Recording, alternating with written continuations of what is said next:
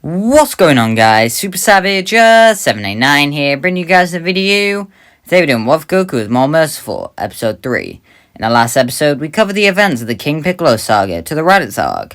Had a bunch of different changes that'll be hard to cover in a basic recap like this one, so I suggest you watch the previous 2 episodes to better understand the timeline that we are dealing with.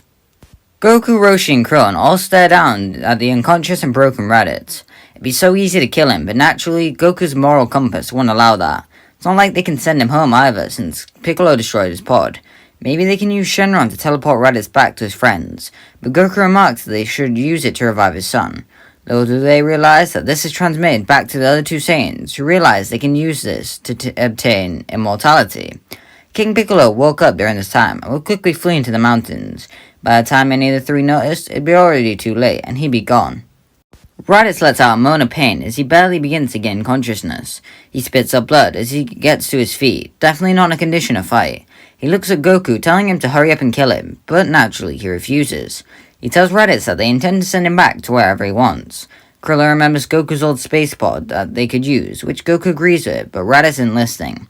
He grabs some dirt and throws it at them, all getting it in their eyes, while flying away as fast as possible. Roshi tells them where he went, but they don't see the need to follow him, as they have bigger issues on their hand. Raditz gets a safe distance away before turning on his scouter and contacting his comrades. He asks them to come and get him, but they tell him that they're fed up and having to cover for such a waste of space. He can figure a way off that planet himself, and to give him some incentive, if he's not gone in a year, he can die with the rest of them. Raditz shouts that he can help them, he can train for the year, but they aren't listening. They cut off comms with Raditz and effectively leave him stranded and left for dead. Using telepathy, Kami contacts Goku and asks him not to revive Gohan for the time being. This confuses Goku as he asks why he won't revive his son. Kami tells him that with Gohan being dead, he can go and train with a great teacher in Otherworld named King Kai. He may be the key to this planet's survival. They ask what he means by this, and Kami explains about the Saiyans coming in a year, having overheard the conversation with Raditz and the Saiyans. Kami even promises to help the young boy get down Snake Way. Goku says it's okay as Kami leaves to go do just that. Goku tells Krillin and Roshi to go get the Z-Fighters while he goes to see his wife. He gets on Kinto Un and flies away to his house where Chi-Chi comes out. When she doesn't see Gohan, she asks Goku where her son is.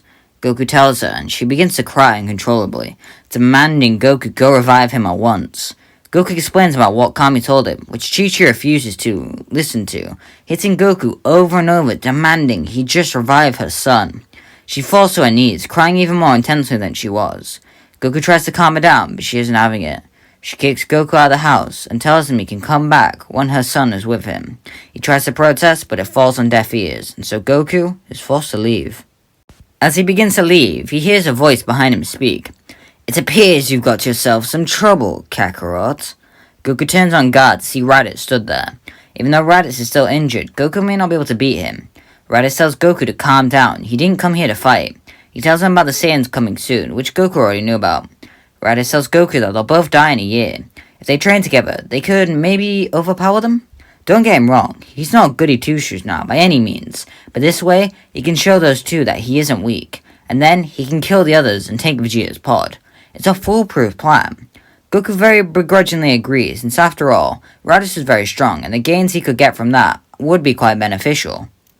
Goku tells Raditz to come with him as he goes to get some other people so they can all train. Both of them fly to the Rabbit's Mob's base of operations, where Goku asks them all to help. Monster Carrot tells Blue, Silver, and Violet to all go to a lookout, which they agree to, taking a ship there. Then Goku and Raditz also go there. Roshi would get both Tao Pai Pai and Shen due to the relationship he has with the Crane Hermit.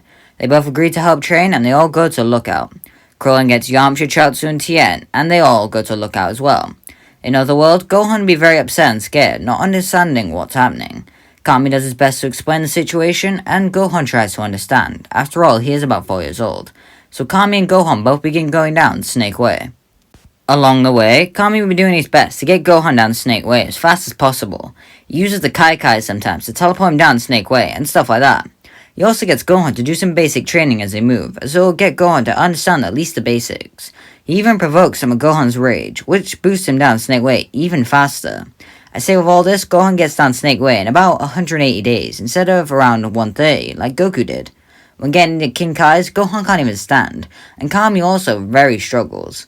Kami understands how to get Gohan to stand by provoking his anger, making him stand, surging energy. King Kai makes Gohan tell a joke, and Gohan begins to think as he struggles to maintain his power. He comes up with a scientific joke that King Kai finds hilarious, while Kami merely sweat drops it. Leave some suggestions at what this joke could have been. I'm quite interested to hear your comedy skills, as after all, I am a comedy wizard. Gohan would train with King Kai, doing his best to maintain the gravity. He and Kami would have a relationship resembling that of his and Piccolo's in canon, which is nice. Although Gohan doesn't learn the Genki Dama, he does learn the Kaioken, which is interesting. On Earth, the training would be intense for everyone involved. Raditz would slowly begin to warm up to his brother, though he definitely isn't good by any means. He's just intrigued at what his brother is like, and why he does what he does. After one training session, Raditz would approach Krillin. He asks if he's his brother's supposed best friend, and Krillin nervously nods. Raditz asks him why his brother does what he does, and Krillin just shrugs. His heart is just in the right place, that's all. Raditz quietly remarks that he's just like his mother, then he walks away conflicted. It makes Krillin realize that Raditz has more layers than they first thought. At first, King Piccolo wouldn't know about the invasion, but after sensing all the key signatures all bunched together, he'd get the idea that something is amiss. Popo uses Carpe to visit Piccolo and informs him about what's to come before dipping, leaving Piccolo to train alone in solitude. With Kami on King Kai's planet, he'd be smart enough to know to revive Gohan a few days early. The Z-Fighters grab the Dragon Balls and revive Gohan, where Kami uses Kai to take himself and Gohan to the lookout. Goku rushes over to his son and hugs him in a very emotional scene. The two go back to Mount Paozu, where they find Chi-Chi at home. She looks much older than she is due to all the stress she was under. She hugs Gohan and allows Goku back home. She tells Gohan that he can't fight, but he tells her he has to. Otherwise, this year of death was for nothing. She reluctantly agrees and tells him no more after, which he agrees to. Now let's get into power levels. With so many fighters, there will be a lot of power levels, so please trust me when doing this, as we won't have time to cover why everyone is where they are. Just, if you want to know why someone's in a specific place, put it in the comment section. I'll be happy to explain it there. Goku, 10,800. Gohan, 2,360. Raditz, 9,615. King Piccolo, 3,000. Tien, 5,124. Krillin, 3,900. Yamcha, 3,000. Chaozu, 2,200. Roshi, 1,853. Shen, 1,785. Tao Pai Pai, 4,570. Violet, 1,600. Silver, 1,200. Blue, 1,800. When the Saiyans arrive, everyone meets up in the wasteland, all prepared to fight. It doesn't take long for the Saiyans to arrive. Nappa remarks that Raditz is so weak they had to rely on other weaklings just to help him survive. How pitiful. Raditz merely ignores his comment. Nappa plants the Cybermen to test the fighters. Since there's only 6 Cybermen, they all just attack at once. Violet steps up and pulls out a gun where she fires key bullets from it at the Cybermen, showing off her military background.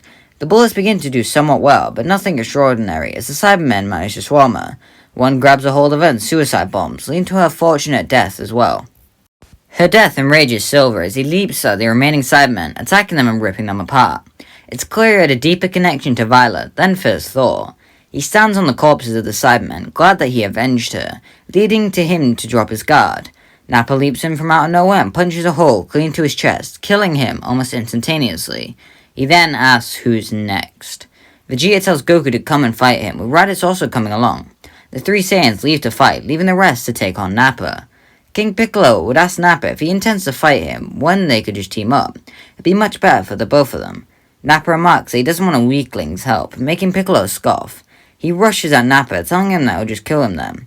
Nappa raises his arm back with one punch. He leaves a massive hole in King Piccolo's gut. Everyone looks in awe as Piccolo clenches his gut, realizing that death is near. He begins to try and spit out an egg, but Nappa, having none of it, and fires a blast that vaporizes the Namekian completely. Now with there actually being consequences for death, the Z-Fighters decide to actually get serious. Tien powers up and rushes at Nappa, beating him around as best as he can, getting Nappa more and more angry. Chaozu can even use his paralysis on Nappa to freeze him, even if it is only brief.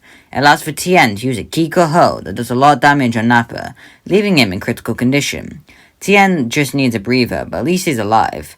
Tao Pai Pai approaches Nappa and stands on his skull, crushing it, and kills the brute. Some people are against it, and some people are for it, but they all agree that at least he won't be a threat anymore. They all begin moving towards where the three Saiyans are currently fighting. Raditz and Goku do their best to fight Vegeta. Since Goku doesn't have the Kaioken, that's proving to be a very difficult task, as Vegeta merely toys with them. They try to form a strategy, with Goku doing all the fighting and Raditz sniping, but this task proves to only do so much, as Vegeta easily dismantles the plan. Vegeta decides to destroy the planet and rises into the air, charging up a Gallic gun. To counter this, Goku charges up a Kamehameha, and Raditz a double Sunday. When everyone fires their beams, Vegeta slowly begins pushing back the other two, and with no way to counter it, both brothers have to accept defeat. That is until everyone else show up, firing a blast towards the Gallic gun as well. It creates a massive blast that sends Vegeta into orbit easily. Everyone begins to celebrate, but both Raditz and Goku know the fight isn't over. Raditz tells everyone to get back and scatter, as he can feel Vegeta's ki begin to rise dramatically. They all listen as they all split up, just as Ozaru Vegeta lands on the surface of the wasteland. He begins to scan around for them, telling them he knows they're there.